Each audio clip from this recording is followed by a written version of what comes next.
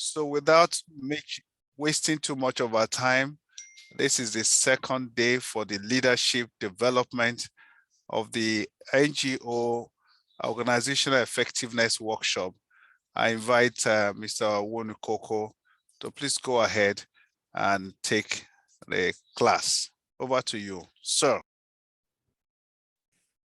All right, thank you so much for the opportunity to be here again today. I hope my voice is clear and audible.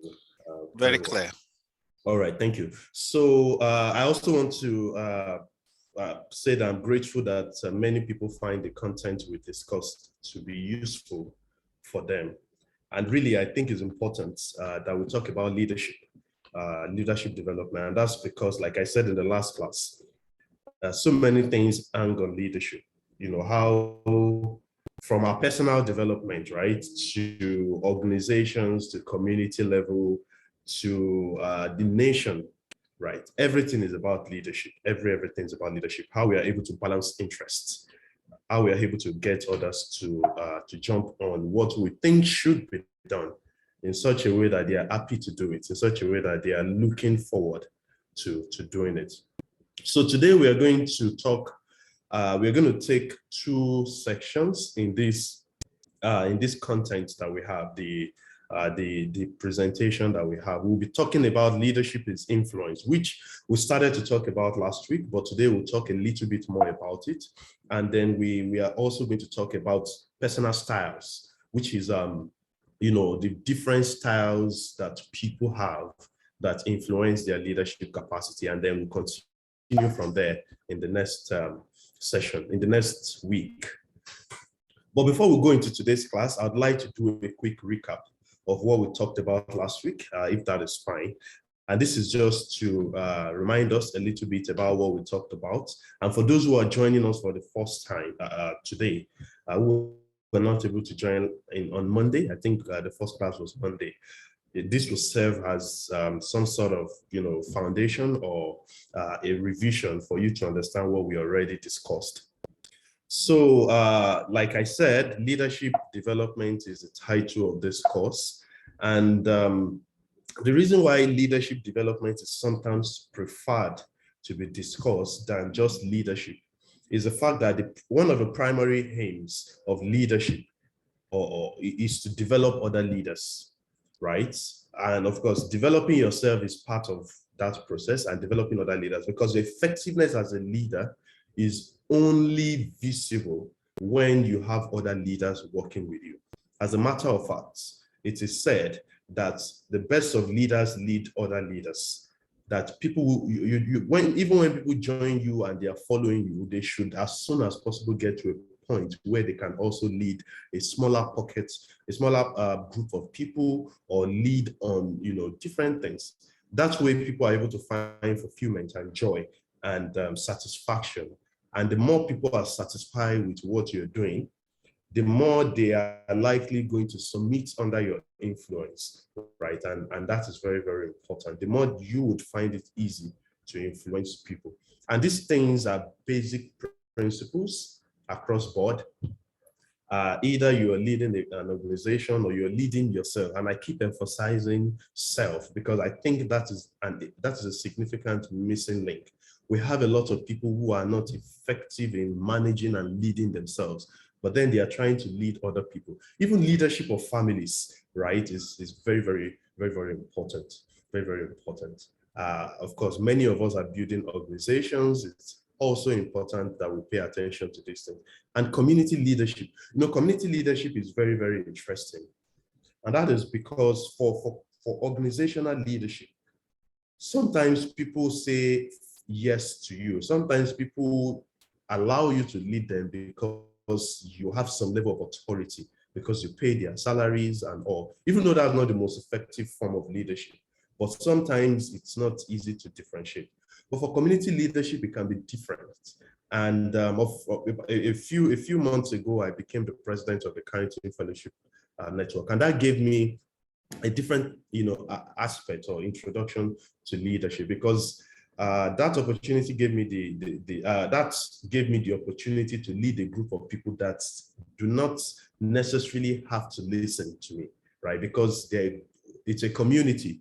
I don't pay anybody there. And that demand for a different, even a more committed type of leadership, and it demanded for a demonstration of some of these things we are talking about. Because when people don't have to follow you, but they follow you all the same, then you are leading. So a quick recap is that we define leadership as the capacity to translate vision into reality. And of course, before you can translate a vision into reality, there has to be a vision. There must be capacity to create a vision. There must be the capacity to bring people together to think ahead strategically and pull something together in a compelling way that everyone in the group or in the team is happy to work towards that, sacrificing their own interests sometimes, sacrificing their own comfort sometimes, and just willing to work towards that vision. Excuse me. We also said that leadership is influence. As a matter of fact, if you are going to find another word that can replace the word leadership, it might just be influence. Your capacity to influence followers to jump willingly into change, right? And leaders need a specific set of competence to get this done. And I remember saying that as humans, we all have our own interest and agenda, all of us. Some of you want to be billionaires, some of you want to lead organizations, some of you just want time, freedom for family. Some, want leadership position to be visible. We all have interests, and that is fine. That is totally fine. I have my own interests and agenda. You have yours.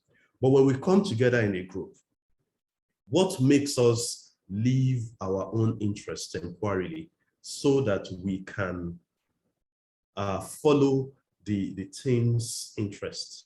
That is influence. Your capacity to have such an effect on people that they are willing to follow you, to listen to what you have said, to even though they object and are critical, but they are not doing it in such a way that they are undermining your authority. That phenomena is called influence. For you to have influence on people. Like I mentioned last week that no matter who you are, you don't have the monopoly of influence. Like people have mind, and what makes us make up our mind to do whatever we want to do. But for you to now have somebody decide to use their mind to decide to do what you want to do, then that is influence. And we spoke about the three important, the cardinal characteristics or the cardinal points of leadership. We talked about character, we talked about competence, we talked about our experience, the accomplishment we have had, the performance, bringing all of those things together.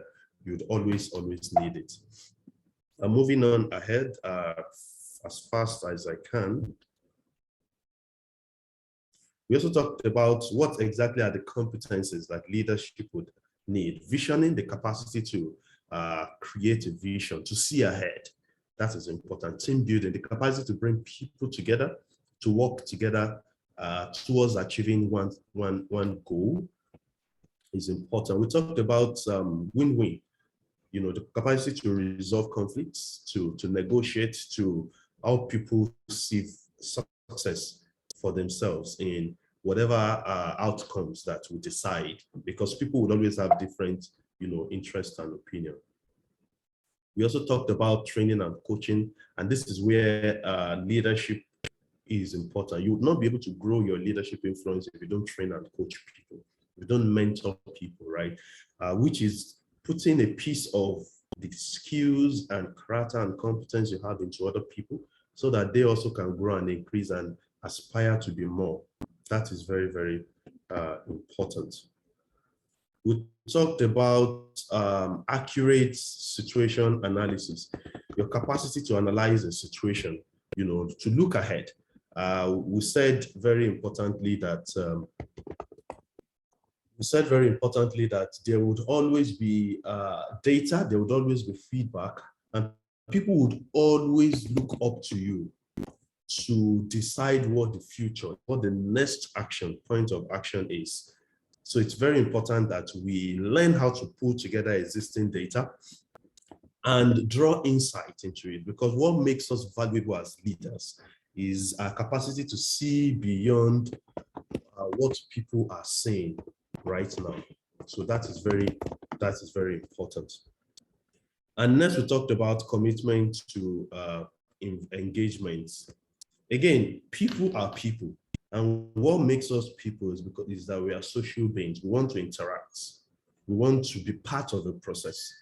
Strong leadership bring people as part of the process, from team building to visioning to decide what the team will do.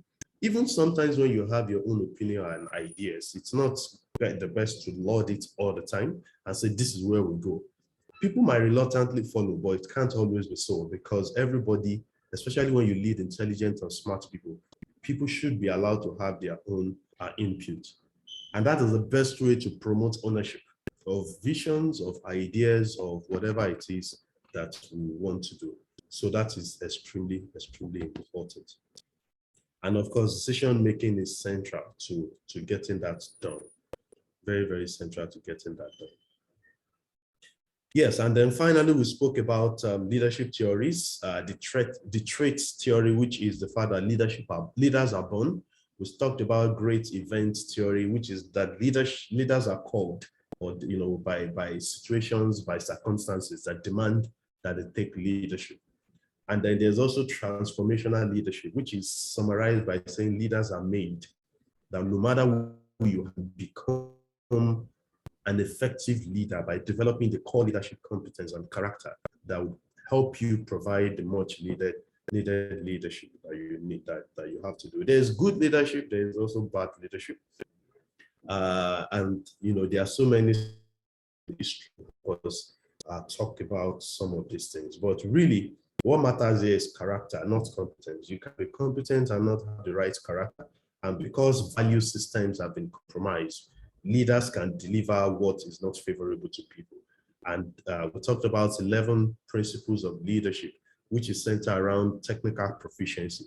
You must know the job to be done and have the capacity to do it. It's really important. Excuse me.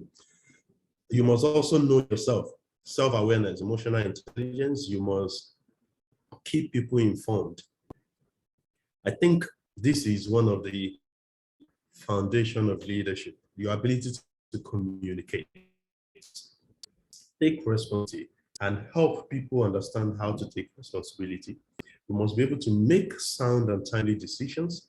That is very important. Good leaders are problem solvers. While leadership is the act of solving problems. Or leadership is the act of leading people to solve problems, the act of influencing people to solve problems. Or must be another principle is having using the capacity of the team, understanding who is on the team and what can they do, and engaging everybody. And of course, communication is important. You must be an example, because when you are a leader, people look up to you. And one of the things I've realized is the life of the leader, one way or the other, reflects in those that follow them. So again, you might think you are able to cover up some of those character traits you have that are not the best, but the point is, it's just a matter of time. You will see it reflected in your leaders. You will be served what you serve, and it's just what it is. And then it becomes even more difficult to Yes. lead. Because I use now the best now. That's what you say. And then know your employees and look out for their well-being.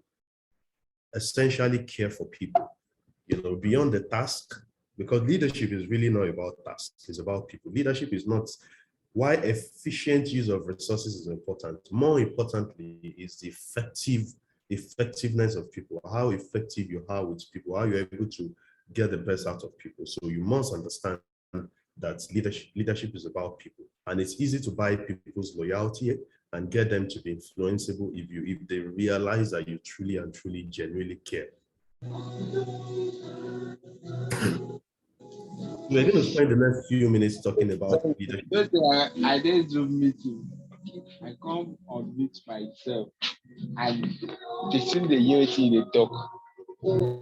Please help us mute this person. Thank you. All right, so leadership is influence. That's thing we are talking about today, and the second part would come too. And the purpose here is to provide a working definition of leadership and discuss the aspect of self-examination. So our learning objective is to describe transformational leadership, identify 3 questions in becoming an effective leader, and then identify 3 aspects of self-examination. As we start this, like I said earlier, if you need one word that best convey what leadership is, it will be influence. Our capacity to influence other people. And what is influence? Influence is basically making people do what you want them done, not because you want it done, but because they also decide willingly to do it. So I can come to you and say that this is the goal we should achieve, goal A. But earlier on, you have decided that what you want for yourself is B. Whatever I do to help you decide that A is what we should do first, and that in doing A, you can do B eventually, even better. And that in doing A, we have a common interest and goal that is protected. That is influence. The capacity to help people realize that the common goal is better to be achieved than individual goal and interest. And that is very, very important. And that's the first thing to say here. The second thing to say is the foundation of any effective leadership is, first of all, leading yourself very, very effectively. And that's where discipline comes in. Discipline, self-awareness, personal visioning, personal mission statement. How do we want to appreciate, set a vision for our team and people if we do not by ourselves have our own vision and mission? It becomes difficult because at the face of difficulty, then it's easy to, because we ourselves do not appreciate the power of visioning or putting together a mission that guides our lives as people. So personal leadership is very, very important. So let's look at the leadership definition. Leadership involves influencing employees, members, or followers of some sort to carry out the goals of the organization or group. According to American Heritage Dictionary, leadership is the knowledge, attitudes, behaviors used to influence people in order to achieve a desired mission. In other words, leadership is the act of getting people to buy into a mission or vision so that they work to make it happen. The key word here is people and mission. We have established already that there is no leadership without people. Leadership is not about task. It's not about the activities that we want to get. And that's where many of us make the mistake, because we think that when we are called on to lead, is really about getting things done. No. Why many times our effectiveness as leaders might be evaluated by what we get done, the true measure of our leadership is how many people we are able to positively influence to get things done for the team. If you're a leader and then you rush to do things yourself, get this done, get that done, then you can as well just not be a leader and continue to do those things, right? The reason why you are the leader is because there are people. And if you are leading and people are not following, people are not there getting things done, then you are not really leading. You are just occupying a position. So it is with this definition you understand that leadership is not position. Because I've seen lots of people have positions who have authorities but are not leading because they are not in touch with people, they are not influencing people. Leadership is not royalty, not necessarily. Why that might give you the opportunity to lead. In itself, leadership, especially following the transformation theory of leadership, leadership in itself is what you do with people, how much you influence people, how much you get people to change, how much people change, positively because you are leading them, because you are influencing them. And because it is about people, there has to be a mission, a vision, something that everybody is looking forward to. And let me tell you something about vision. When you talk about vision, it's not also about activity. A true vision is about becoming, it's about who people are becoming. It is about what people should become or how you want things to be, not just what should be done. And this is to further emphasize that leadership is not so much about the activities that we run around to do.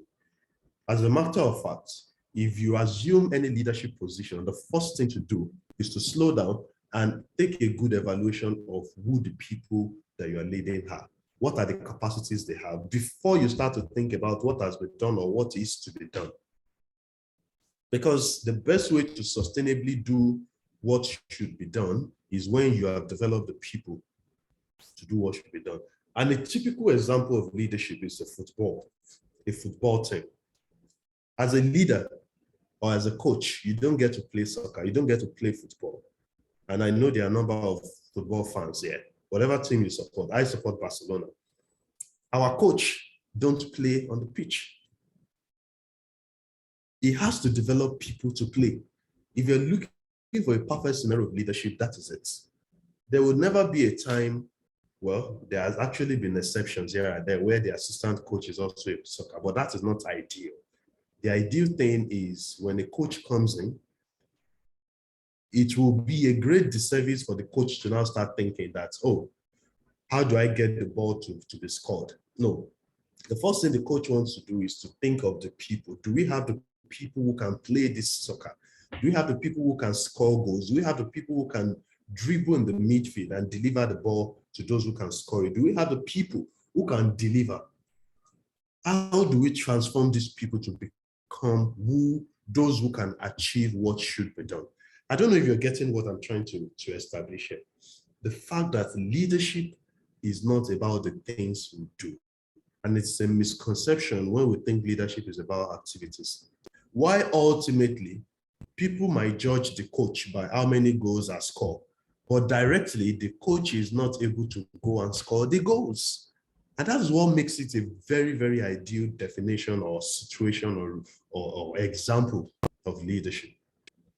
If the team's leadership or the fans are complaining that the team is not moving up or the team is not scoring goals, and the coach is the first to be sacked, but is the coach able to go to the pitch to play? No.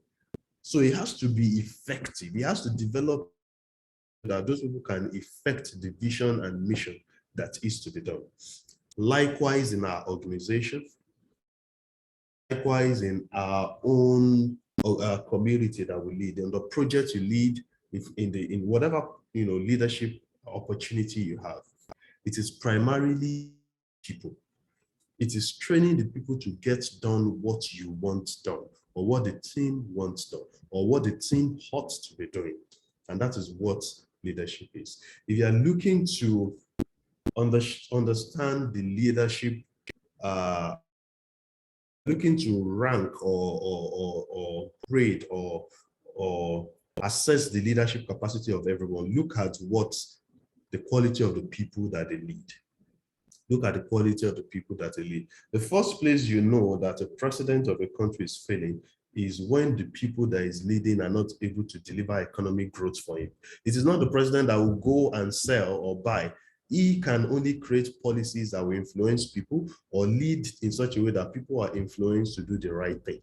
So if I'm to use another word about what I've been talking about here, it will be culture.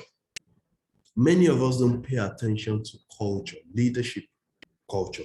The fact that the true measure of our leadership capacity is the culture that we are able to influence, the way of life, the way people choose to do things, the way people are compelled to do things within your team, within your country, within your organization, within your community, or within that project that you are leading. And that's why big organizations today spend a lot about culture, understanding what people want, understanding who people are, and determining what the culture should be, and then building or engineering the culture of the people. Because culture is about people, how people choose to be, how people think, right? And if you want to carry on this lesson and read further, then go and find things about building organizational culture, because that is a function of leadership, and it's one of the most difficult things to do. Because the moment you have a culture fit, the moment people understand what the job, to be done, and they're willing to do it, and they have the attitude to do it, then your leadership effectiveness is solid. And of course, beyond people is a mission, a vision and a mission, I would say. Part of your primary responsibility as a leader is to be strategic. And in the middle of strategy is having a vision and a mission that guides what you do. I've seen a lot of times leaders assume positions, assume get a new leadership opportunity, and they don't establish a vision or a mission. You know what happened? It's chaos, because everybody will do what they think should be done. In discipline, because there's nothing for people to be committed to, and naturally people are committed to themselves. So they will do what they feel like should be done, right? One other thing that will happen is inconsistency. The power of vision is such that when people buy into it, it gives people hope, it gives people discipline. As long as they buy into it, it promotes consistency. It helps people to overcome selfishness. If there's a shared vision and they truly buy into it, they would overcome selfishness. When you want to talk about patriotism, people are not patriotic to a leader. People are patriotic because there is a common vision and mission, and they see themselves in it, and they decide to go all out to make it happen. That's the foundation of patriotism. That is the foundation of commitment to an organization or whatever it is that you are leading people to do. So it's important we see the very important role that creating a vision and a mission is. And I think the last module here, the last class, that will be next week Thursday, we're going to be talking a little bit more about visioning, how to create a vision and mission. And like I mentioned earlier, there's no way you can be strategic as an organization, as a leader, if you are not, first of all, strategic individual. If you don't have your own personal vision and mission, you will most likely be failing already. And that's the point of personal leadership, your capacity to lead your own self effectively and practice some of these principles that you demand of your followers to practice by yourself. That is self-leadership, personal leadership, putting yourself, first of all, on track. And that's a true demonstration of your character, being the first disciples of your teachings, being the first doer of what you are asking people to do. That is a good, definition or a good estimation of what your character as a leader is. So it is important that we pay attention to all of this, to know that leadership is about people, not so much about tasks. Why you might be evaluated by the tasks or the things you get done, it's important that those things are done through people. And a case in point is a football game, like we already discussed. Secondly, it is about the mission and vision you set. Where are you going? How does that, how do you create a future for everybody in it? People might work in your organization, but are you even concerned about what they want to do for themselves? And how do you want to position the organization that while you are achieving the organization's vision, you're also able to help them achieve, at least move them a step ahead in their own journey? That is very, very important. Transforming leadership. Transforming leadership involves vision, planning, communication, creative action. It has a positive unifying effect on a group around a set clear values and beliefs to accomplish a clear set measurable goals. Transforming values, and this is built on, of course, the third theory of leadership, which is one of the most widely accepted leadership theories that exist, is the fact that leaders are made. You might be born a leader, and I've met a few people who are naturally born leaders. They just have the natural traits to get things done. But even for them, there is a limit to what they can do if they do not continue to develop themselves. Because leadership is a tough job. Your leadership effectiveness will be tested by the intelligence of the people that you lead. If you lead people who don't engage their mind or who are not empowered to engage their mind, you might have an easy ride. But if you lead people who are growing as you grow, whose mind are empowered, who are critical, who are objective, all of which are important for effective leadership, then you will be challenged. You would need to develop more communication capacity. You would need to develop more decision-making skills, especially if you're also growing and rising in leadership. You would need to develop more of that. And that is why either you're born a leader or not, doesn't matter anymore. Because whoever you are, whatever your temperament is, either you're phlegmatic, choleric, sanguine, or melancholic, or whatever other combination we may have, you can develop your leadership quality. And it's just a matter of decision. Deciding that in the next 1 year, 2 years, you're investing a lot in your leadership capacity. It's a matter of knowing exactly what to do. And that is what I will talk about briefly here. Transforming leadership. First of all, you becoming the kind of leader that you should be before you can help others become the kind of leader that they should be. Right, so those are really, really important things.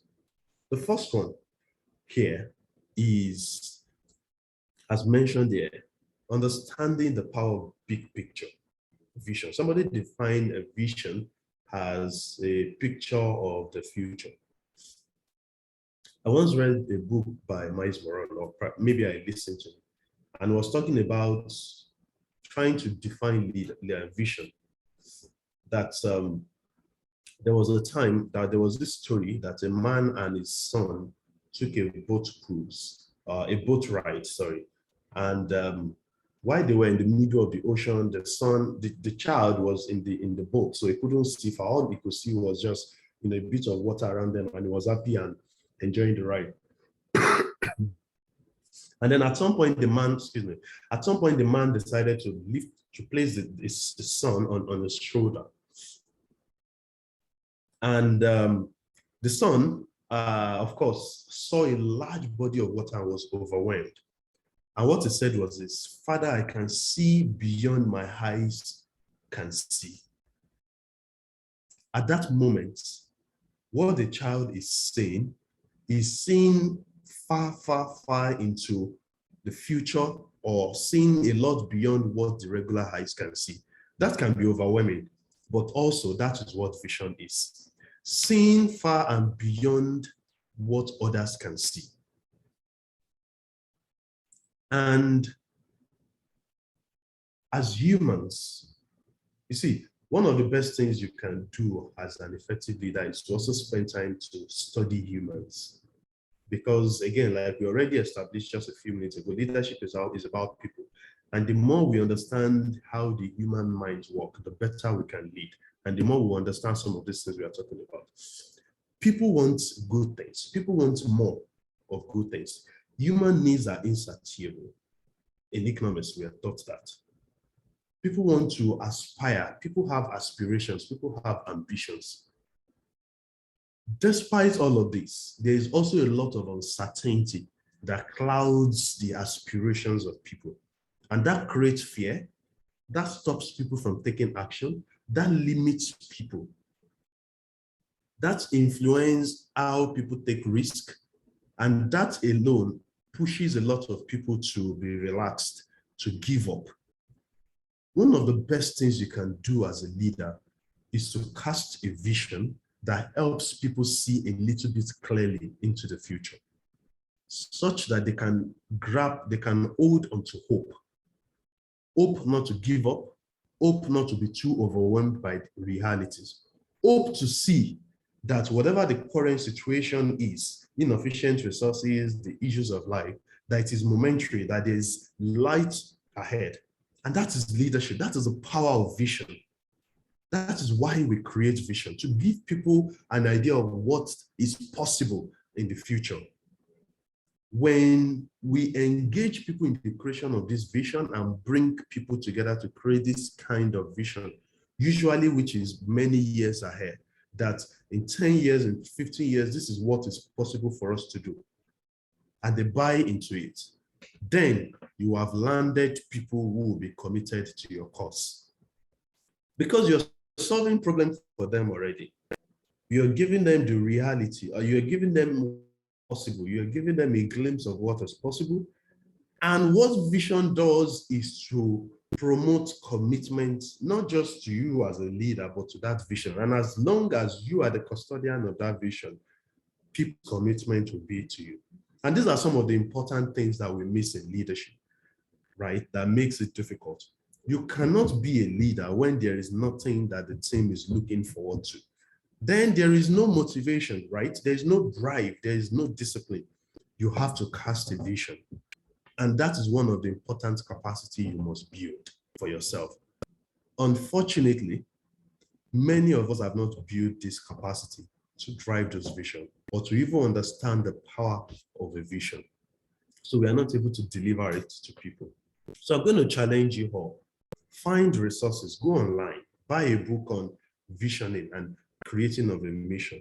What do you see ahead? And I don't want to jump ahead of myself because in the last module, we're going to talk a lot about, and I'll tell you one more reason why you should be in that session. I'll tell you 5 very important ways that you can catch a vision for yourself or your team, which is very, very effective, but we'll leave that to next week, Thursday. The second thing is planning. So when there is a vision ahead, somebody said that we don't go to the future, we grow to the future. And as a team, you cannot just take your people to the future. All of your members, your people, the people you lead have to grow into that future. And that's the only way you can sustain it. How do you grow into the future? Is by walking your way back. You've seen a vision that is motivating. The question you want to ask yourself, your team members, is how do we achieve this vision? What are the step-by-step things that we have to do to achieve the vision? The power of vision is helping us realize that everything is possible. And you see that possibility is one of the most important tool you have as a leader to keep people following you. Planning, especially when it is strategic planning, is walking backward from that vision that you cast for yourself, walking it back to today and asking yourself, what are the things we should be doing today for us to achieve that vision? Asking your team, you know, especially when you lead a team of people that are working together on this visioning process, that will be very important. You see, this seminar we are doing is also very strategic for this time, because this is about half of the year, right? And I'm going to challenge you as a team leader, or especially if you lead the organization, go back, you know, as you plan for the next 6 years, and have a team, a vision building and strategic planning session with your team. 2 hours, 3 hours, bring everybody together and ask them critical question. What is that big picture we are trying to achieve together? You see, the process of even doing this will show your capacity as a leader, because people would find this very, very engaging. And it's one of the ways to bring people together in your leadership. What are we trying to achieve? What are we trying to do as an organization? What is the biggest vision and aspiration we have as a people? You will see that the responses people will give you will reflect their own dreams, their own vision, or what they perceive of the team. And that's one of the ways to understand the perception of your team and begin to understand what the culture of your team will be, because it is the perception that determines how people behave, right? So, and then the next question you want to ask yourself is, what are those things we individually have to become in order to achieve this vision we've cast for ourselves? As an organization, what is the thing? What do we need to become? Do we need to be an organization that is heavy in training? Do we need to be an organization that is heavy in advocacy? Do we need to be an organization that is more in marketing, that is more visible? What do we need to become? And there are no wrong answers, really. In fact, it will help you understand if what you are driving is different from what your team members are driving, and you begin to see leadership gaps that you need to fill. right? I challenge you to do that exercise. Perhaps next week when we meet, we'll be able to take 1 or 2 feedback from those who eventually get started, especially those who lead organizations. What are the things you find out? What are the feedback that you got from your people, and how is that changing or influencing your team? Those are some of the questions I will ask you next week, Monday, for those who commit to doing that activity. So planning is very important. Communication skills. I usually tell people, especially those that work with me, that one of the most important skills you can learn in life is communication skills. And that's because I've seen practically every day people who do not have so many parts of their life figured out, but are excellent communicators and are able to convince people, and they are perceived to be good leaders. Of course, it always would show somewhere along the line if they do not have other skills to complement it. But I've also seen people who have all of those other skills, but do not have communication skills, and they are never given opportunities, or they are not able to showcase what they have. Communication skill is important. Your capacity to write, you have to develop. Your capacity to read, which is part of communication skills, because you want to also get a lot of content around people. Your capacity to speak, very important. Don't underestimate the power of public speaking. Don't underestimate it. Listening is extremely important. Develop your communication skills. You can. Many people think they are introverted, they are shy, they will never be able to be effective communicators. I can tell you, I am that person. I am that introverted, very shy person once. But many people today think I'm extroverted. Maybe I've become an extrovert. But the point is, I've also invested well over 20 years in public speaking, in communication, such that today it's become almost second nature, and I'm still developing and improving it. You can be that too. You can invest in it by speaking, joining groups that can help you. Toastmasters, very good organization that can help you develop your public speaking capacity. For me, it was debating. Did a lot of debates, in schools that helped me overcome a lot of speaking barriers. And for some of you might even know about me, I had the opportunity once to ask the President of the United States, President Barack Obama, a question. And following that, a lot of people came to me and asked questions, and the question they were asking was geared towards the fact that it was a few days to that point that I developed communication skills and I did a good job. But I was quick to tell them that this is years, many years of practice. What they didn't know is while I was standing up asking my question, my legs were shaking. But through experience, I've learned how to manage that. But even though I'm afraid, I'm still able to speak my mind. Even though I'm fearful, I'm still able to speak my mind, right? So those are some of the communication skills that you have to learn. To speak, to write, especially if you're a non-profit leader in this very competitive age, you would have to write for things. You have to show. Last year I wrote a lot, and I can't begin to tell you the impact of many of the articles I wrote. Even though they didn't bring me direct money, they brought a lot of, results to me personally and to my team, right? All of these are important for you to demonstrate your capacity. And to take it a bit further, problem-solving skill. You see, leadership is about solving problems. Your team members will bring problems to you that you have no idea where to start from. But understanding problem solving would position you very well to even take on problems you have no idea of, right? Go online, take courses in problem solving, and it is linked closely to decision making. Especially, I usually tell people decision making is not difficult when you have a bad and a good decision. It becomes even more tricky when you have a good and a good decision and you have to make one, and you want to make a strategic one. Those are really, really important skills to develop. More skills to develop as a leader, interpersonal skills, because leadership is about people. In fact, if there's anything you should be reading and learning about, it is emotional intelligence. Understanding yourself, understanding people, maximizing them, understanding strategies to deal or engage with different types of people. Because as a leader, you have different types of people. You have the outspoken ones, people who are not afraid to speak their mind. And if you're a leader that makes uncomfortable, then you are going to limit the capacity those people have to contribute to your team.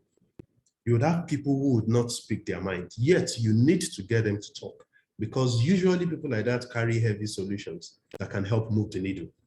You would have people that are all about people, and to get them to do tasks will be difficult. And you have people that are just task oriented, and you want them to be more about people. And you have people who are just relaxed, talented, but relaxed, and you want them to get things done, right? So we need all of these things, interpersonal skills. And of course, one of the things you need to do very well as a leader is networking, getting into different networks, maximizing the relationship. And because of that, you need networking skills. If you have all of these skills, then already you're a leader. Even before you have them, you're a leader. You just need to improve all of these skills so that you are more effective. Yeah, so in a nutshell, we have said leadership is about people, and it is about the vision and mission you have set for them to achieve. And to get this done, you need to develop key competencies, which are usually skills, visioning skills, planning skills, decision-making skills, problem-solving skills, communication skills, how to inspire people to actions, right? Sometimes all you have to do is even just motivate people. How do you motivate people if you yourself are not motivated? Because beyond what you say, your team members will read, your attitude, how you feel. They would know. So you also have to be able to navigate through that. Very quickly, let's talk about personal styles. Again, still talking about personal. And here we want to talk about how to identify your personal styles, your personal style, maybe styles, states. We'll also discuss the components of different styles and state the general tendencies of different styles. The goal here is to look at the different traits and styles of people. And let me tell you something. If you are going to be effective as a leader, leading others, you would have to pay a lot of attention also to yourself, understanding yourself, and maximizing your strengths, working on your weakness, so that you soon become a person that is what needs to be for every situation. I don't know if you get what I'm saying. So I've been in a situation where people tell me, oh, you're choleric. I've also been in a situation where people tell me that, oh, you're very melancholic. I've been in a situation where people tell me that you are phlegmatic, you're a bit slow and relaxed. And I've been in a situation where people tell me that, oh, you're sanguine. But what I've observed over the years, and I know I'm not some of those things they think I am, but what I've observed over the years is through personal development, I'm also getting to a point where I can be situational. And that is very important. Because when you meet people, you want to be able to meet them where they are and engage them while you wait for them to grow and learn and be able to function in several situations. So sometimes it is important that when there are deadlines and goals, you have to be able to be a choleric person to drive people towards a task. And when it comes to building structures and organization, you have to be able to be melancholic so that you are ordered, or you are able to bring order and structure and think deeply and draw insight. And when you get to places where it's full of talents, you have to be able to take the back seats as a leader and let people express themselves. You have to be able to slow down sometimes and give people the opportunity to be expressive. And of course, when it comes to part where you have to be engaging with people, you have to be able to be sanguine and bring people together. And I'm just using those leadership, traits. There might be more, you might not agree with them, and that is fine. But the point is, we have different personality styles as people. And part of your competence as a leader, even though you might have a predominant style, is also to grow to a point where you are flexible and you can express what the situation needs for the team to get ahead. So let's dive into this and see some of the style. Everyone has a preferred way of behaving. However, preferred styles may not be the best way to respond to a particular situation or person. And that was just what I was saying. Who you are, that you are telling people that, oh, this is me, oh, I cannot change. This is what I am. You have to adopt, might not be the best for that situation. And it becomes, if leadership delivering on your organization's goal is priority to you, then it becomes important that you are able to respond to that situation by being what you ought to be. That is important. And it's called flexibility. Style flexibility refers to our ability and needs to use a style that best meets the needs of a particular situation or person so that we can be more effective as leaders. The question is always, how effective do you want to be as a leader? If you want to be ineffective, then you can go ahead claiming your personality style is the best and you would not change. But if you want to be effective, then it's important that you become flexible, especially when people are on their journey, because people that you lead are on their journey. They are growing, they are trying to get things done. So it's very, very, very important. Personal style is the way we interact and respond to people, things, situation, and time. The filter through which we see the world. We all have filters. Filters that have been developed over the years through family upbringing, the events that have happened to us, and so on and so forth. By nature, I am very melancholic. I tend to be reserved. I tend not to talk a lot. I tend to think things through before I even start. But over the years, I've realized that, well, I don't know how I was born, but it must have been the influence of my father on me, the way he demanded things to be done, and that was how I adjusted to it, to respond to it. So that became my worldview. But it would be totally wrong of me as a leader to expect everybody to behave like that because they do not all have the same experience.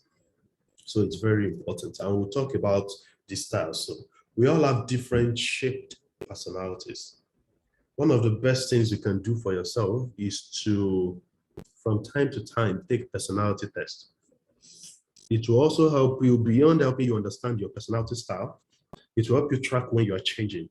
Because psychologists have said that human will change almost every 5 years. It might be significant change, it might be a little change, but we do change because of the circumstances and things that happen to us. Understanding that will also mean that you know that your people are changing. Some people you met them just after they have changed. Some people you met them when they're in the process of changing, right? Some people you met them when they are just about to change, and then things can get confusing. It is important that we know these things. Perhaps one of the things you want to add to your next team strategy session is a personality, test. Let people even know who they are. Let them discuss it. Are they shocked? Are they impressed? Let others react to it. This will help build team bonding and help people be better. If you go online, you'll find different, but one of the ones I've found more very elaborate and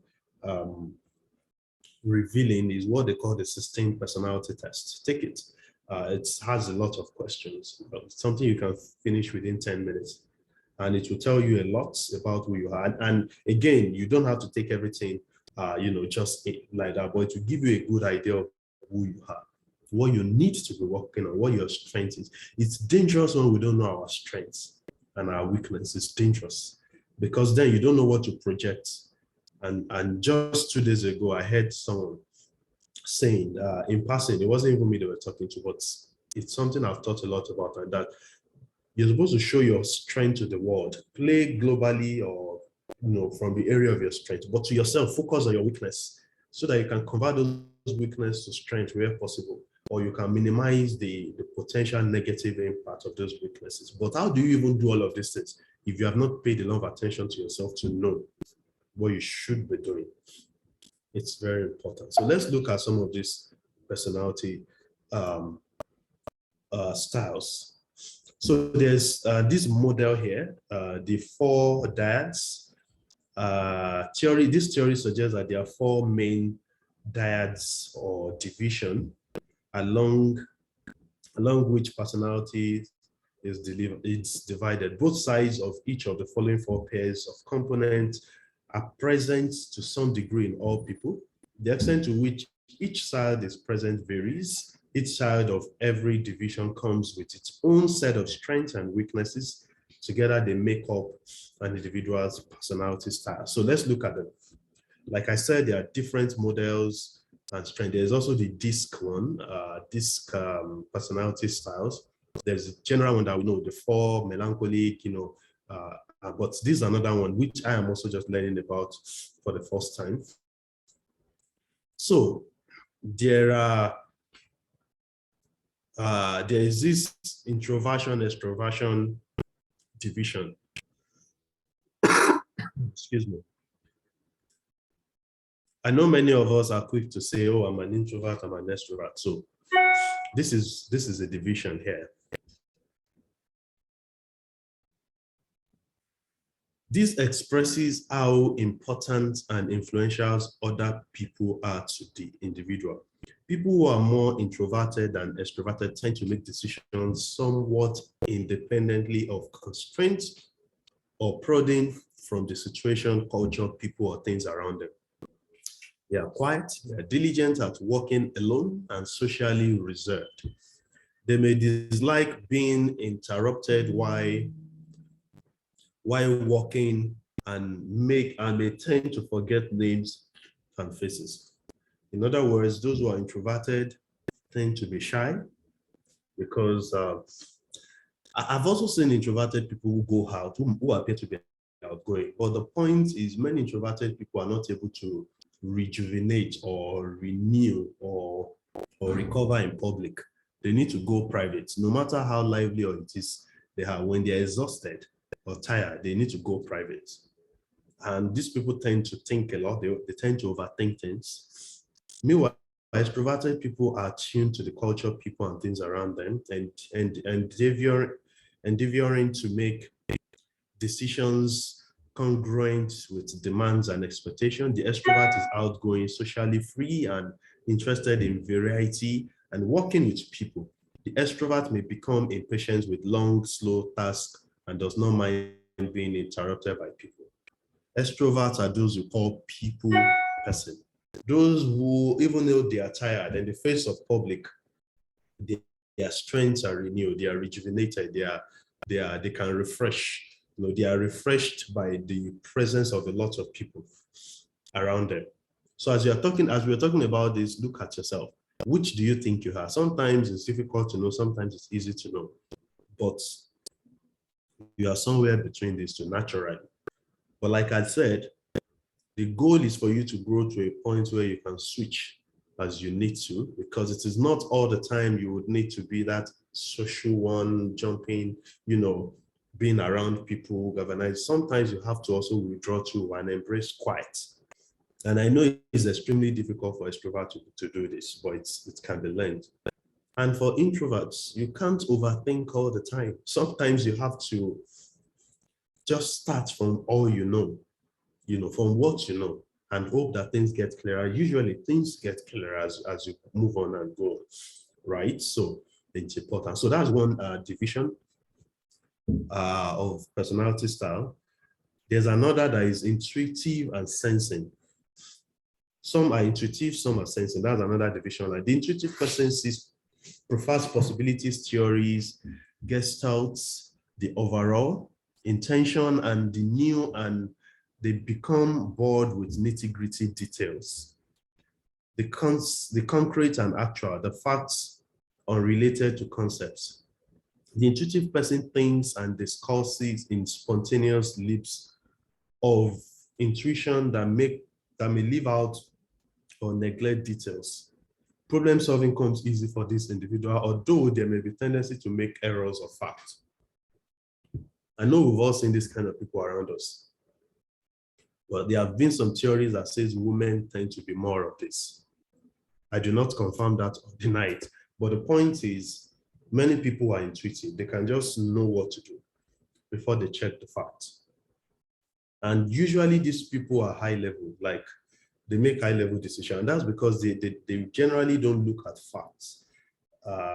It can be a weakness. It can also be a strength.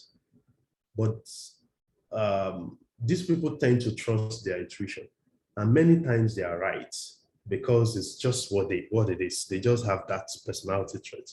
They're able to draw on previous experience, see beyond data, see people and perceive what they want or how things would be. And based on that, make judgments. It's an important strength, especially when there's no time to look through data, or when you are suddenly in the front of somebody and you need to talk and make presentation. This is very important. On the other end, sensing type people have concrete, real, factual, structured, tangible, and here and now. The sensing personality becomes impatient with theory and abstract, mistrusting intuition. The sensing type thinks with careful, detail by detail accuracy, remembering facts, real facts, and making few errors of fact, but possibly missing a conception of the overall. So there's no perfect one. The sensing person is fact-based. They want to look through all of the data, make the best of the decision, and I can be this way. One major disadvantage here is decision-making is a lot slower, especially because you don't want to make errors. You want to consider all sides. These people also find it difficult to deal with theories, things that are conceptual, things that are not concrete, things that they cannot move around. It's difficult for them to do this. They are concrete people. They want to study, medicine and, get on it. But when it comes to law, where they have to think of laws, things that are not concrete, it's difficult, they struggle. And these type of people are best when you have, when you are dealing with occupation or task that needs facts, that has a lot of data to throw around, they will do well with this, right? And of course, like I mentioned earlier, your capacity to get to a point where you can switch between this is very, very important. Very, very important. Let's look at the other styles. They are the feeling thinking people, which I think is similar to the last one we talked about. The feelers make judgments about life, people, occurrences based on empathy, warmth, and personal values. Consequently, feelers are more interested in people's feelings than in impersonal logic, analysis, and things, and in reconciliation and harmony, more than in being on top or achieving in personal goals. The feelers get along well with people in general. Feelers are people persons. They take decisions based on how they feel. They want people to be happy. So when anybody is sad, it's a major, thing for them. They are warm people, they are empathic. They're interested in people, how they feel and all. And this is a very good one for leadership. But they are also the thinkers, people who make judgments about life, people occurrences based on logic. They think it through. From one step to the other, why should this be this and that? They are analytical, they like evidence, they avoid irrational decision-making based on feelings and values. As a result, the thinker is more interested in logic, analysis, and verifiable conclusion than in empathy, values, and personal worth. The thinker may step on others' feelings and needs without realizing it, neglecting to take into consideration the value of others. So I'm sure you can see the difference here. Some of us are thinkers. We figure things out, precept upon precepts. This comes before this line and then that line. This is how cases are built up. And this kind of people are very fantastic when it comes to processes, structures. But on the other hand, the feelers don't care so much about the structure and processes because they already have an idea of what the end result will be and they just want to jump to it. They're impatient through that and they are led by feelings. Both sides have disadvantages. Both sides have advantages. As a leader, you would need to be able to maximize both. Sometimes you have to take decisions on based on what is fair, you feel. You have to empathize more, especially because leadership is about people. But also because you have to be accountable for your or accountable with your resources and efficiently manage resources. Then you also have to be a thinker and put processes in place and let things be based on logic. Imagine if we are feelers and we just distribute money based on feelings. Oh, I feel 10,000 naira will complete that job, take it. You will soon be out of funds and the organization will crash. So we need thinkers for processing. And understanding this personality type will help you know where to place your team members in the process. If you put a filler in charge of accounts, or if you put somebody who is intuitive in charge of accounts, you will miss it. The organization will soon be out of money. You need to put thinkers and process people in charge of accounts, right? But when it comes to community engagement, you don't want to put thinkers, people who are judging, or people who are overthinking things, or introverts in charge of community engagement. You want somebody who is lively, who knows how to get to people, not somebody who is empathic to be in charge of your community engagement. All of these are really, really important for us. Perceiving and judging. That's a fourth division. The perceiver is the gatherer of information, always wanting to know more before deciding. Consequently, the perceiver is often flexible, adaptive, non-judgmental, and able to see and appreciate all sides of issues, and always welcoming of new perspectives, new information about issues. However, perceivers are also difficult to pin down and may be indecisive and non-committal, becoming involved in so many tasks that do not reach closure, that they and the others around them may become frustrated at times. You can see the difference. A perceiver is more about, let's bring us side to the issue. Don't worry, you are not being judged. They are very empathic. They want to give everybody equal opportunity, even whatever it is they are done, all of those. But on the other hand, the judger is decisive, is firm, is sure, is setting goals, sticking to them, will not want you to mess things up. The judger wants to close books, make decisions, get on to the next project. When the project does not yet have the closure, the judger will leave it behind and go to a new task without looking back. I'm sure you can already see yourself. You can already see some of your team members in some of this dichotomy that we're talking about, right? But again, the goal is not for you just to identify these and stay there. The goal is for you to identify these, but more importantly, look at how you can work on your weakness and embrace some of the attributes of the other side of the divide so that you can be a complete leader. However, you must know that you cannot be perfect. At some points, you still need to rely on the expertise of other people to help take care of some other things. But at the minimum, as a leader, you must know about these things and be able to temporarily switch so that you can help your team become better in whatever they are doing. So that is all of the content we have today. We are going to spend the next 30 minutes or so taking questions, but just a quick recap on some of the things that we discussed already. We talked about the fact that leadership is influence. Influence is really the capacity to get people to jump on what the team wants to do as being bigger or being more important than individual interests. And that is important. We also talked about what leadership is. Leadership is influence. We already spoke about that. Leadership is, first of all, about people, and then about the mission. Because when you have people, then together you create a mission or a vision that you want to achieve, and you can work towards it. And then we talked about the fact that, leaders are made.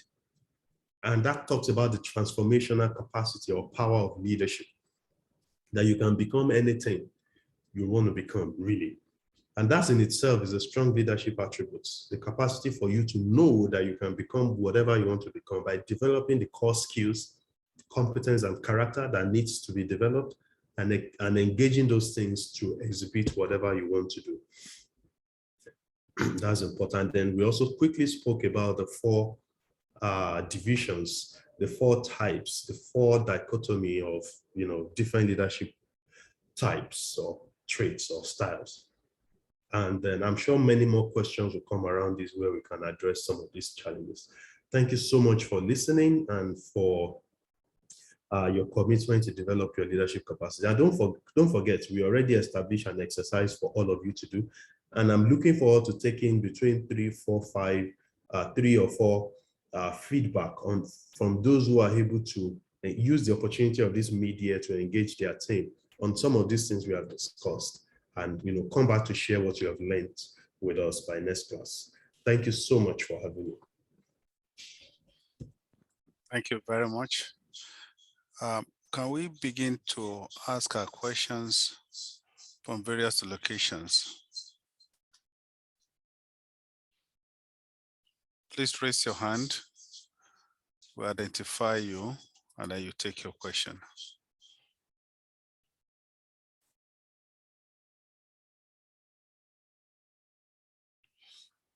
Port Harcourt, over to you.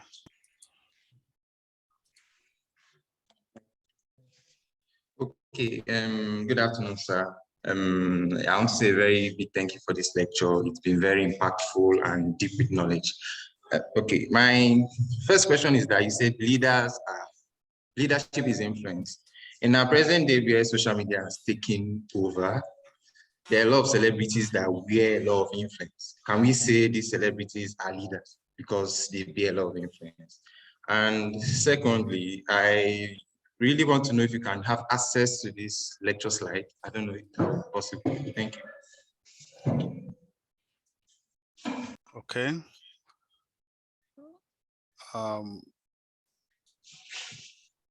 Coco, can you go ahead with the answer? Good afternoon. I want to appreciate.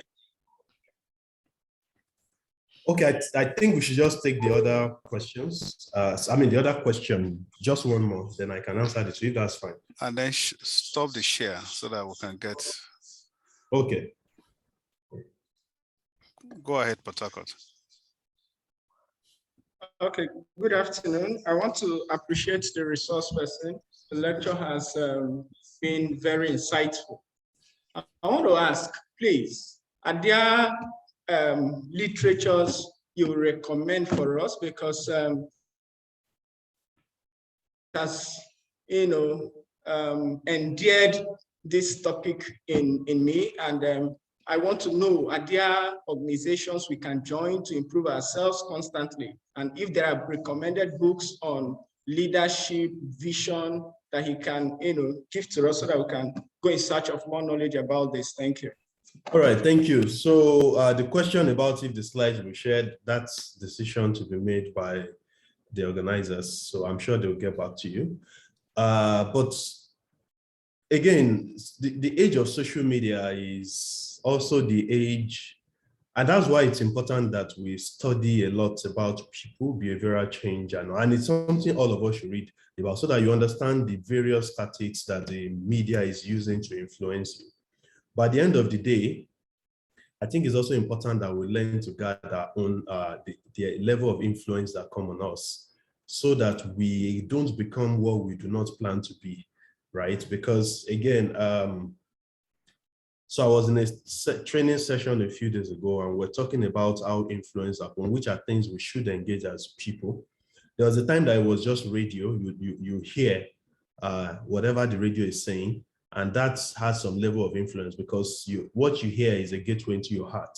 And then there was a time TV came, so you're not just hearing, you're also seeing, and it has a larger amount of influence on you, right? So it's important that as a leader, when you engage people, you also not just talk, but also show.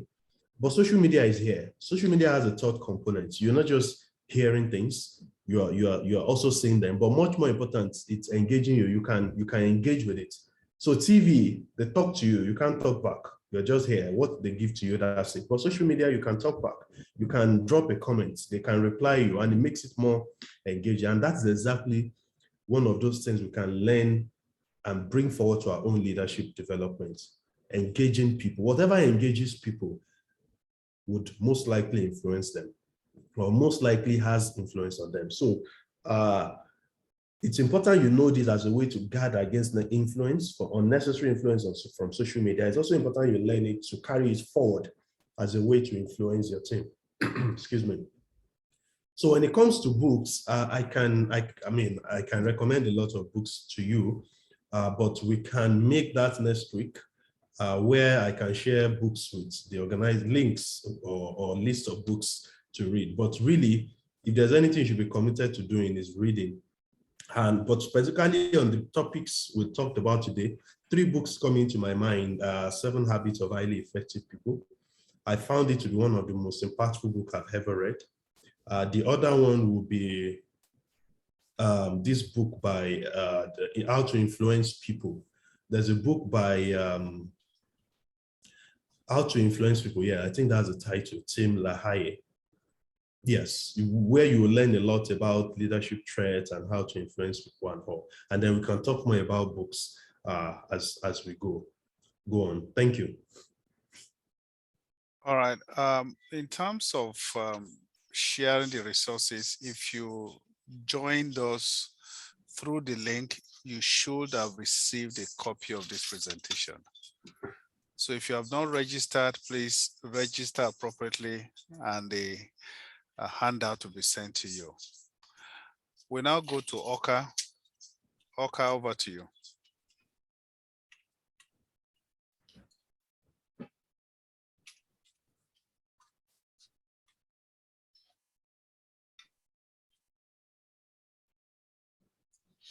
Please go ahead.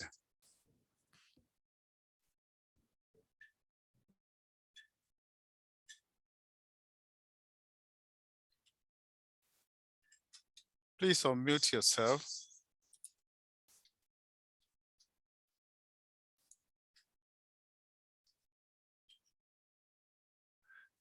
Unmute yourself.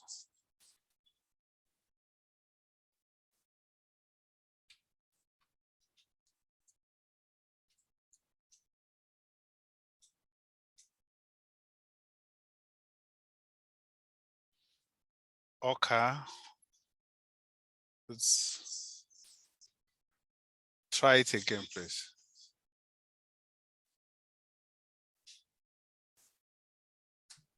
Okay, thank you. All right. Good afternoon. Good afternoon to the lecturer. My name is Ebukonyo.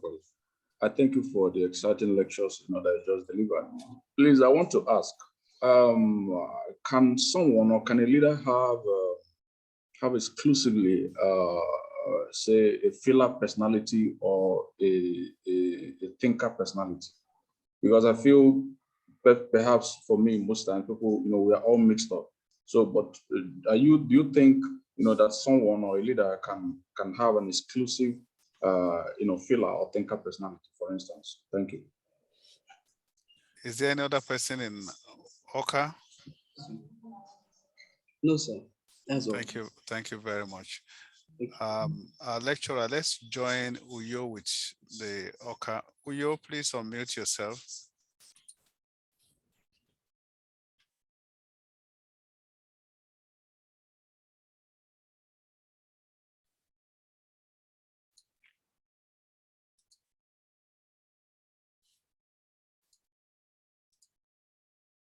Please, let's be quick.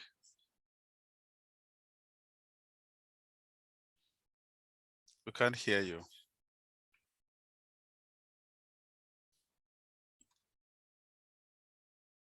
Unmute yourself, please.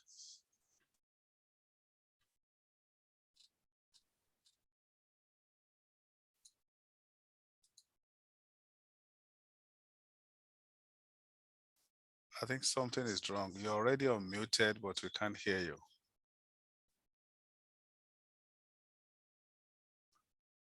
So sorry, we have to move on. We can't hear you, ma. Please, the director there, please assist, and then we'll come back to you. Enugu, go ahead.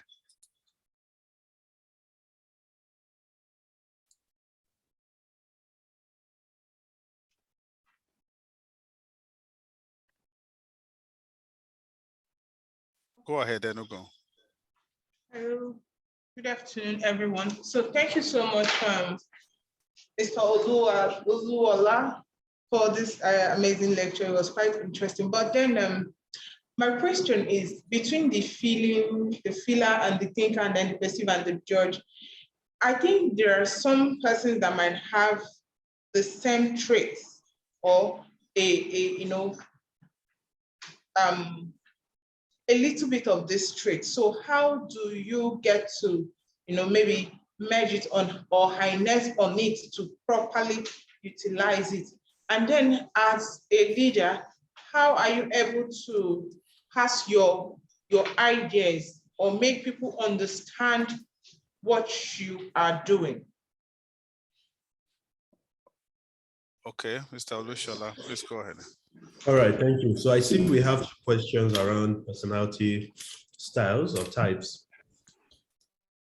Like we mentioned, it's okay to be a thinker or a feeler. And like the content also said, most likely you are not 100% thinker.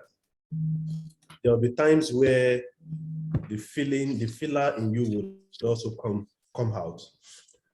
But like we have mentioned, the goal is for you to be situational. You can't be one thing permanently if you want to be an effective leader. That's what I wanted to get. You have to develop the other trait you don't have. You have to practice it and develop it.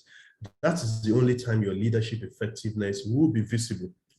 Otherwise, if you're a thinker, you would only work with thinkers, because those are the only people that will appeal to you. But you also need the approach and perspective of the feelers. As a matter of fact, you need them a lot, right? So you have to consciously work to develop that capacity in you, or at least give an opportunity for those who are feelers to come on board and express themselves without you being judged. And that is why, in the first place, you have to know your type, personality types, and the personality types of the people on your team, the weaknesses everybody has, the strengths they have. I would encourage that you find time to read a lot more about this. But the book I mentioned earlier, How to Win and Influence People, I think that's the title, Tim LaHaye, that's the author, would help you understand this a lot more. The point is, you have to be situational. Give to situations what it's demand, right? So that you can make decisions easier, influence people more, and then express your leadership capacity a lot better. It is really important. Otherwise, you become stuck with a style and with a particular set of people. And those are the only people you will have around you. And you'll be missing a great deal on another aspect of life and opinion. I think the second question is about influencing people. Do you want to quickly do a recap? Sorry, I forgot. The second question, the last person mentioned. It was me. The question is, how do you pass your idea as a leader to others? How do you get people to understand what you're trying to do? Or maybe you have a cause you want to, proceed about. Yes, thank you. So again, that comes to communication skills. That comes to communication, but don't let us ignore the fundamental thing that when you lead people, then you also have to know them. See, there would be a gap when you lead people and people feel that you are all about just task or what is to be done. Then you would already have created some form of defense or barrier, right? Why sometimes the engagement would be about task, maybe because there's a deadline or there are things to be done. But generally, you have to also care about people. You have to ask them about them so that there's a sense of this is not just about task. This person is genuinely interested in me. When that happens, you open up people to listen to you and understand you. But when it is all about task and there are some people that if it is all about tasks, they don't mind because those are task-oriented people. In fact, that is when you are their friends because they are only interested in when things should be done. But there are some people that are feelers. There are some people that are extroverted. They want you to care and empathize. When that happens, then you open the channel of communication such that whatever you say to them, they get it. The barriers between you and them is removed, right? But the answer to your question is you have to invest in communication skills, different ways to communicate, understand how different people want to be communicated to and engage it. Some people, they just don't want to be told what to do. They want to be a part of the decision to make what to do. You have to know that if you are telling such people, okay, it's time for us to go ahead, they will question you. And if they keep questioning you, very soon they will stop listening to you. Meanwhile, some people just want to be told what to do. People who are phlegmatic, they don't mind, they just want to be told. For some, those kind of people, if you're engaging them too much, you are stressing them. Why you have to help them develop to a point where they want to be engaged, but at some point you just have to make some of those decisions and tell them. But in a large extent, don't just target communicating to people, or talking at people. The goal should be engaging people to make certain decisions such that they already own the decision. And then when you are communicating it to them, you are just communicating back to them what they already know. That is why we have stakeholders engagement. That is why we have employee engagement. And in many big firms, employee engagement is becoming a big deal. There are now people who are in charge, their job is employee engagement. And there's a reason why organizations invest in that. You also have to be willing at the level you are to engage in employee engagement, or to invest in employee engagement so that people feel part. And part of the ways you can do that is maybe a monthly session where it is not about tasks, but people just come to unbond, wine, talk their mind, what is working, what's not working, how do they feel personally, one-on-one. How are you checking on people? Do you know what they're up to? Do you know what challenge they're having in their personal lives? These things matter. It's empathy, and we have to develop the capacity to do that. And that's why leadership is not just about task, it's about people. Thank you. All right, so you ready now?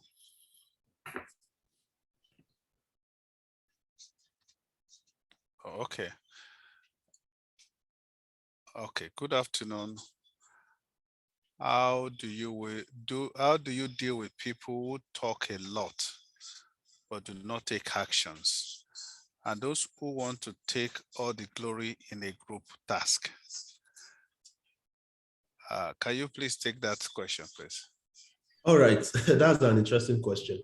So my perception of the way you have asked that question is that you see that as a problem. And I think that in itself might be the problem, because when you perceive others as being talking a lot, the little they say will be seen as a lot. But if I have such person on my team, then they will be in the communication team. Because again, you want people who are talking a lot on social media, you just have to give them what to talk about, right? I would probably not put somebody who talk a lot in an accounting team, or in a place where requires some level of focus, right? So the question is, do you know your team members? Do you have tasks for them? Do you know where they should be put? That is on one end. On the other end is also giving them a sense of appreciation for what they have. Because if you give them a sense of the fact that they talk a lot, then very soon they will stop talking. And it becomes a challenge for you also. Because the goal is also to help them develop as much as possible. So how can you help them channel that gift or capacity they have into something productive?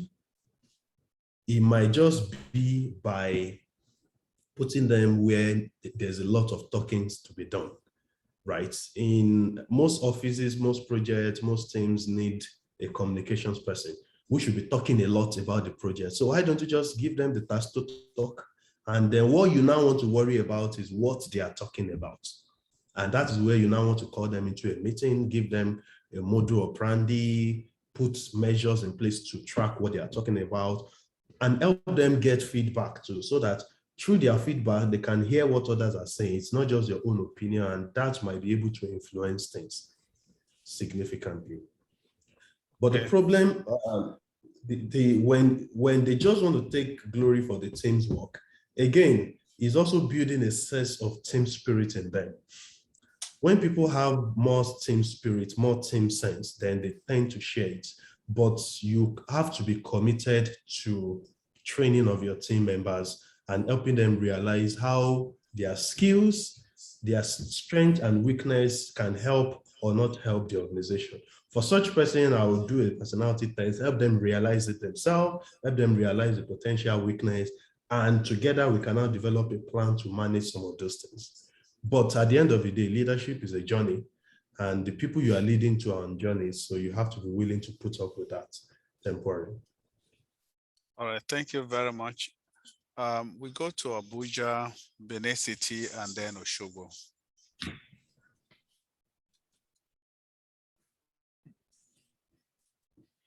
Abuja. Unmute yourself.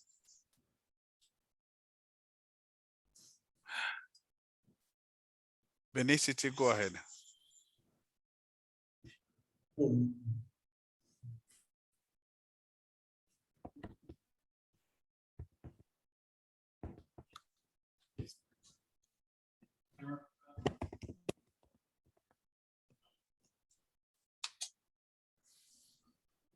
Benin City, we can't hear you. Benin City, go ahead. We can't hear you. Abuja, can we? Yes, we can hear you. Benin, check your audio very well.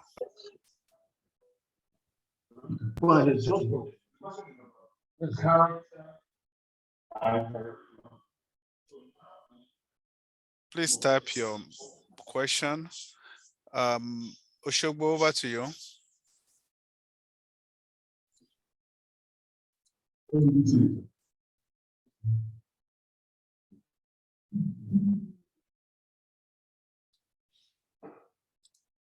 Oshogbo, over to you.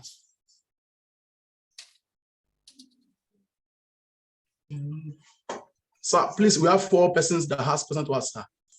Please, we will take them one after the other, sir. No, they will just be very quick. We've Yes, run sir. out of time. Okay. Good morning. Good afternoon, ladies and gentlemen. I want to appreciate Mr. Olushola Owonikoko. Please, can you go straight to the question, please? Just say, my question is. My question is, I'm hearing the 4 dichotomy of leadership styles for the first time. And I see that people that tend on the side of being extrovert, sensing, thinking, and judging, they tend to have strong personality. And when you have people like that in a team, they see you as being slow and they don't show interest when you are walking towards the other side. So they like lose the interest in what the team wants to do. How do you handle such people? Thank you very much. Madam, that's okay. Let's have the second person. Thank you very much. So my question is. Yes, good afternoon. My question is, thank you for teaching us about the fact that leadership is built on personal leadership. Now, how do we successfully apply that in a country like ours, where there's so much negativity? I just want to give a quick example. We were on a road trip and we were stopped and we were asked to present our documents. We presented everything, but they insisted on us doing something more. Now, I wanted to resist that, but I was opposed by others in the vehicle. Let's do the needful and go.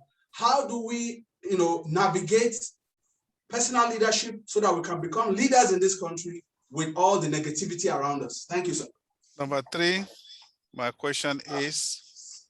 Good afternoon. My name is Tomi Salatoye. Now, my question is this: personal leadership, and then transferring what you have learned, what you know about leadership, transferring it to the team. Now, I have this challenge. I understand something about myself. I know so much, but I don't do or translate everything I know into projects or activities for the team. How do I solve this challenge as a person? You know so much that you're supposed to do, but you have this difficulty in translating everything you know that the team is supposed to do into projects or activities for the team. Thank you. Finally, my question is. My question is, since the destiny of a leader can translate to nation's burden or nation's blessing, how do the electorate know the right leaders to elect? Thank you very much. And then finally, Benicity again. Let's try Benicity for the last time.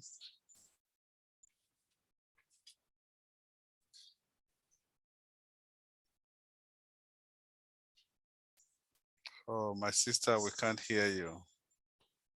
So sorry.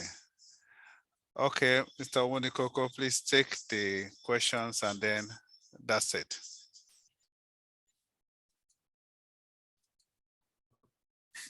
All right, thank you.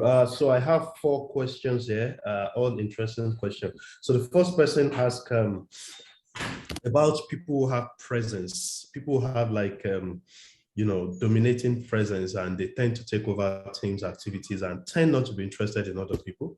That is not unusual. It's really just who they are, especially those who are choleric and all. And there are several ways to talk about that or to address that. But like we have mentioned before, the first thing is always to bring everybody together, to get to know one another. When I think one thing every leader should do, especially those who work closely with you, is to help everybody self-identify their own strengths and weaknesses and talk about it openly. That way, it forces people to acknowledge the things they have to deal with. And it becomes easier when others talk about it and we can deal with it. So that's one way to look at it. Of course, when that happens, then you can help put them on track to improve. The other way why they're improving is to find roles that suits them.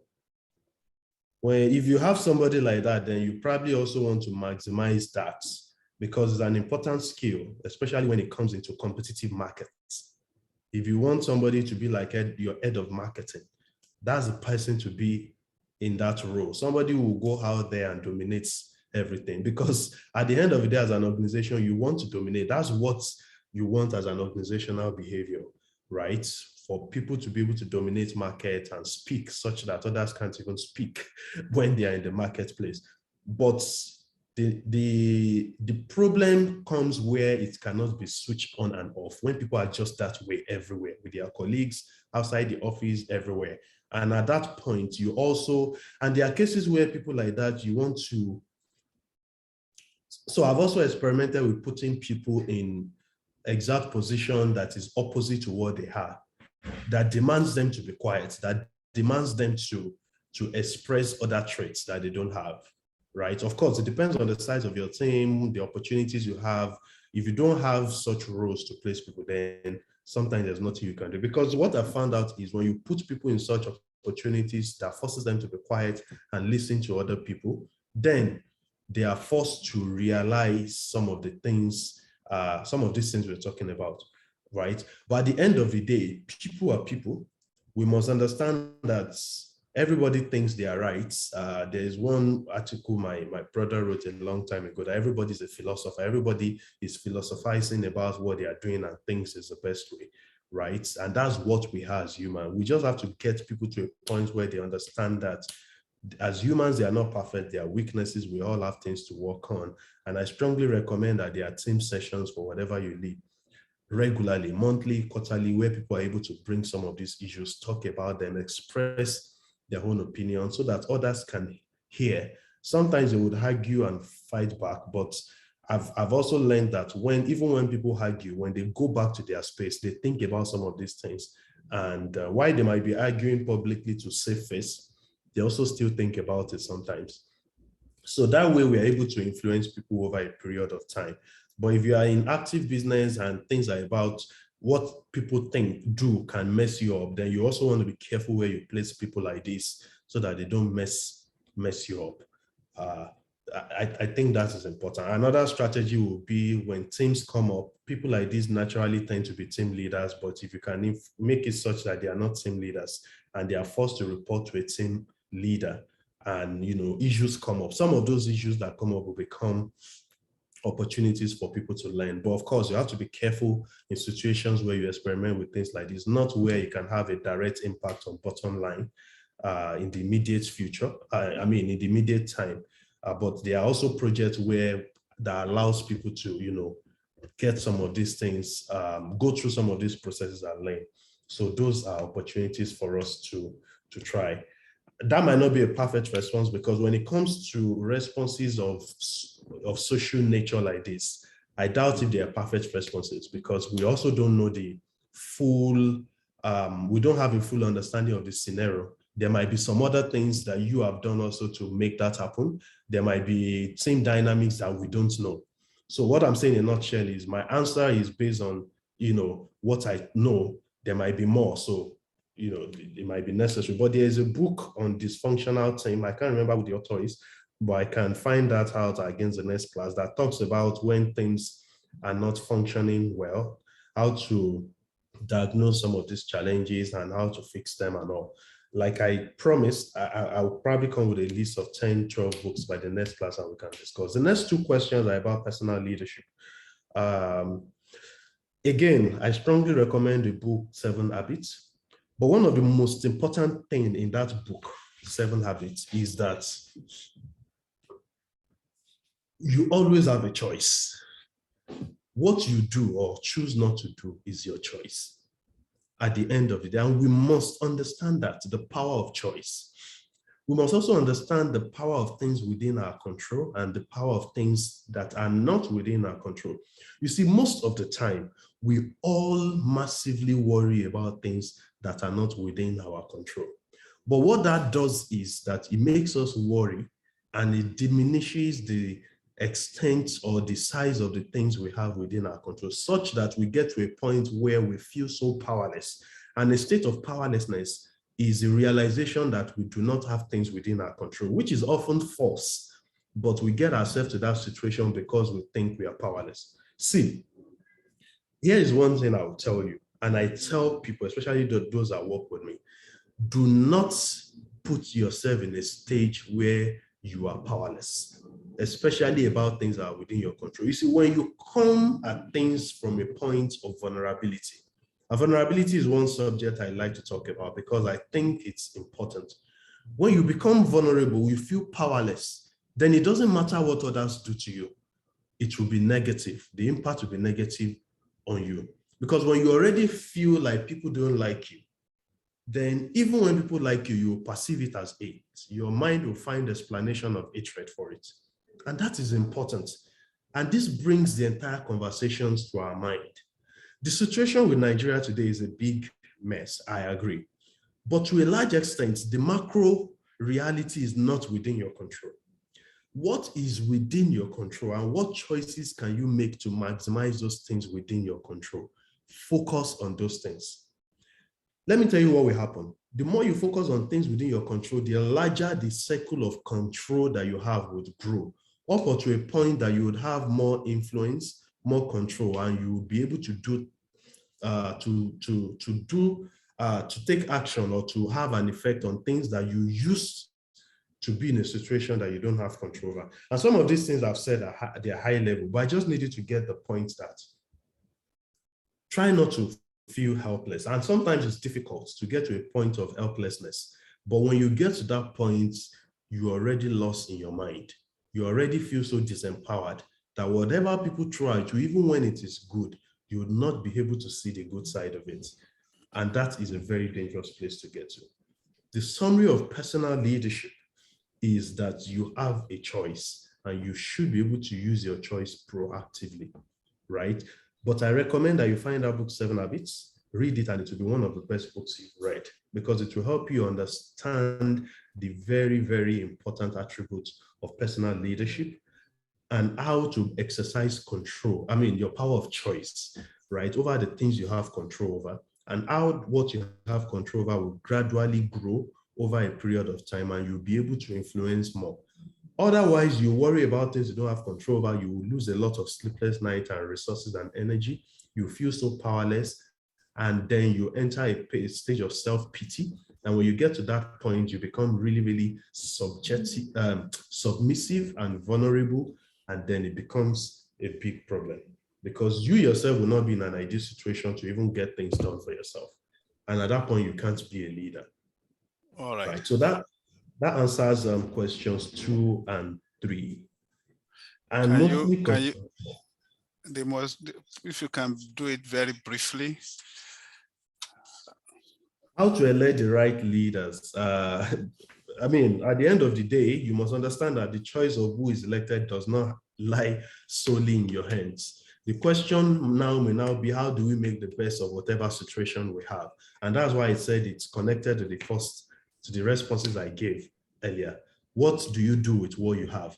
The power you have is to vote, cast your vote. You can influence a few people through your own ideology about the person you're voting for, but you don't have a monopoly of influence on them. That's fine. But whoever becomes a leader, the question is, how do you maximize that? By the choices that you make, rather than worrying about what you really don't have control over, because at the end of the day, you just feel so powerless, and that will even make you less effective. Thank you. All right, thank you very much. The Benin City lady, that young lady, has put in a question, and I have another question at the American Center here. Let me take the one for American Center in Lagos. He said, being creative sometimes might be unconventional. As a leader, one might need to adopt this method for the common goal. What are some of the limitations of taking creative actions? That's the first question. Then I'll just take one question from that of Benin City. How do you influence your leaders to be visionary? They're always talking and not doing.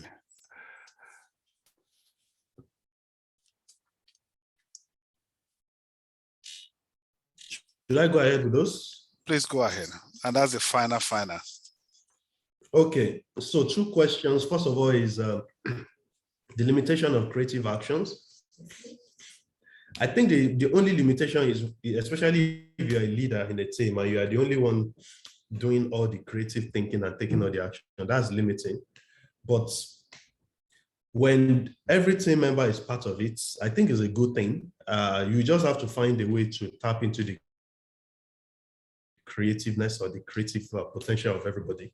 And that would rely on your own creativity to come up with activities and, strategies and things that would help people think. Sometimes it's just finding what people like. What you're doing, they're not interested, they don't like it, so they don't talk, right? And that's why diversity is important. Diversity of thoughts, but also diversity of people and diversity of ideas. But it's your responsibility to find the best ways to engage team members and get them to come to you to work. But I don't see a downside to creative thinking. You just want to manage it well. Things that you are not positioned to do now, shelf it until when you have time. I was listening to Google CEO yesterday, and they said one of the most important culture that they have in Google, which is perhaps why they are leading, is that anybody is free to come up with any new crazy idea, and nobody ever says no. Nobody discourages them. The worst case is they put it somewhere if they don't have time to engage it. They put it somewhere where it is visible for everybody to see, and they, maybe put the person's name, and then when people go and come, they see it, think about it, and in the process of people thinking about it, they find the possibility of making it work. And that has become the way that Google has been able to create a lot of products, many of which we would not have thought were possible till date. And I think that's something important for us to learn, to create an open environment for people to be creative. And even when we are not positioned to take it, to shelve it when we have time, not to just shut people up. Transforming visionary leaders to action-oriented leaders. So we must also understand that you are spending time to learn about leadership, but some people have had leadership position without leadership attributes, right? So the question now is, how can you lead from behind, right, to help visionary leaders transform to action? Again, it's difficult to influence up, but it's not impossible. A good way will be to, if I was in a group where they have fantastic vision and nobody's taking action, I'll take a smaller bit of it, create a strategic action out of it, and bring it to the leader and say, oh, see what I've done, open it up, let's look at it and get something done. And if they allow me, we'll go ahead. And I think that's one of the best ways to even get promotion, to be honest, to get moving fast. And of course, this depends on the type of leaders. Again, if there's anything outside of your control, don't spend time worrying about it. Rather, do what you can do. Because I think some of these questions born out of a place where We are trying to get people that are outside of our control to do things we want them to do, but we wear ourselves out. And the earlier you realize and understand that, the better for you to maximize your resources and energy. And like I've said, the best way to get access to where you didn't used to get access to is to maximize where you are, what you have access to, what has been committed into your hands. Maximize it in such a way that it becomes evident that you can do much more, and your circle of control and influence will grow bigger. And as it grows bigger, you'll do more until you get to a point where you can influence those that you want to influence. So that would be my general response to many of this question, that you should stop worrying about things outside of your control and maximize those within your control. Of course, what is within your control or what is outside of your control is another lesson that you have to learn, because sometimes what we have, we don't see. It is what we don't have that we see and we aspire to, and it breaks us down and wears us. And the key to getting to where we want to get to is really what we already have that we are not yet maximizing. So I'll leave you with that. Thank you so much for having me.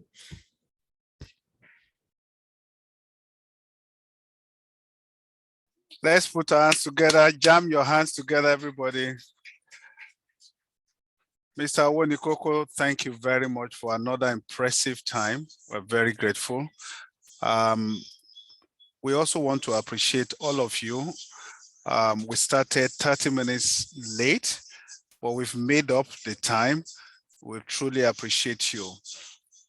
We hope to see you on Monday to continue this session. Please, let's get it right. The purpose of running this program is not for getting certificates, but for equipping those in social enterprise on how to build an effective and efficient organizational structures. So if you are able to come into our American spaces, great.